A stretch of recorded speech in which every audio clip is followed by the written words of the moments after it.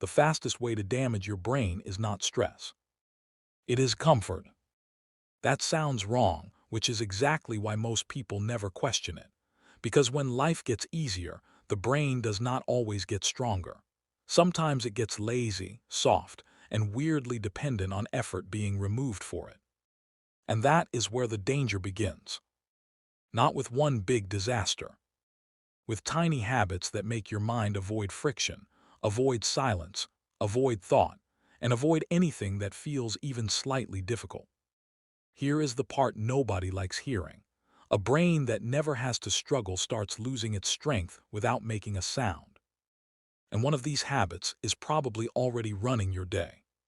Habit number 1 is switching tasks every few seconds. People call it being busy. The brain calls it paying a tax. Every switch has a cost, and that cost adds up fast. That is why some people feel exhausted after a day of doing a lot, but cannot point to one thing they actually finished. Habit number 2 is chasing constant stimulation. Not just scrolling, but training your mind to expect something new every few seconds. The real damage is not during the stimulation. It is after it. Ordinary life starts feeling too quiet, too slow, too plain. And once that happens, your attention stops obeying you and starts chasing whatever spark is nearest. Habit number 3 is never being bored for even 1 minute. That sounds harmless until you realize boredom is where your brain does its best background work. It sorts, it connects, it recovers.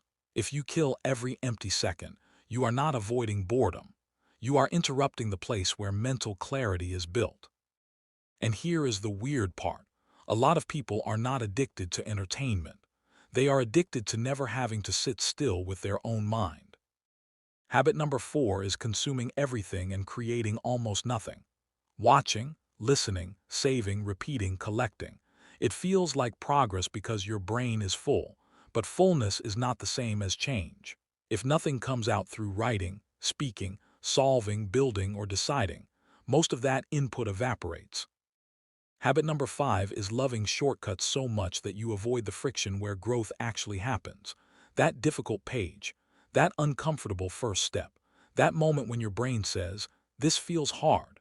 That is usually the exact moment your mind is getting stronger, not weaker. Viral truth. Your brain does not grow from what feels easy. It grows from what it has to wrestle with. And this is where many people get it backwards. They think the shortcut is saving time. Often it is stealing strength. Habit number 6 is decision overload. Tiny choices all day long. What to wear, what to open, what to answer, what to ignore, what to watch, what to say, what to delay. It sounds small, but the brain is not a machine with endless fuel. Every choice takes something from the system. That is why by late afternoon, a simple decision can feel weirdly heavy. Not because you are weak, because your brain has been spending itself on microscopic nonsense. Quick check. If choosing between two normal options already feels annoying, that is not a personality flaw. That is your mind being quietly drained by constant decision friction. And the next habit makes that drain even worse, because it changes what you compare your life against. Habit number 7 is comparing your ordinary life to someone else's edited life. But here is the part almost nobody says clearly. Comparison does not just make you feel bad. It shrinks your standards. Your own progress starts looking smaller than it is. Your real life starts feeling underpowered because your brain keeps measuring it against moments that were designed to look better than reality. So the problem is not just jealousy. The problem is your brain starts rewriting the meaning of enough. That is a dangerous shift, because once your internal standard gets warped, even good progress feels like failure. And this is why comparison is so toxic.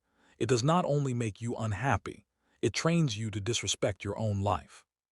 Habit number 8 is reacting too fast. Reply fast, judge fast, decide fast, defend fast. That might look sharp from the outside, but inside the brain it creates a reflex-first life.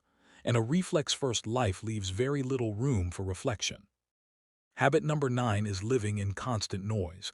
Music while working, video while eating, podcasts while walking, headlines while resting. For some people, silence now feels almost suspicious, but silence is not empty. Silence is where your brain stops performing and starts processing. Without it, your mind gets crowded but not clearer. Surprising observation. Many people do not have a focus problem. They have a quiet problem. The moment things get still, they reach for noise like it is a rescue line. Habit number 10 is repeating the same weak pattern and calling it normal. Same excuse, same escape, same delay, same reaction. Your brain learns from repetition faster than it learns from intention. So every repeated habit becomes a message. This is who we are. And that is the real threat. Not one bad choice. 1,000 small ones becoming your identity. Not to your goals. Not to your excuses. To your repetitions. That is why the smallest habits matter most. They are not small to the mind. They are instructions. And the most dangerous habits are never the loud ones. They are the ones that slowly teach your brain to expect less from you. So remember this.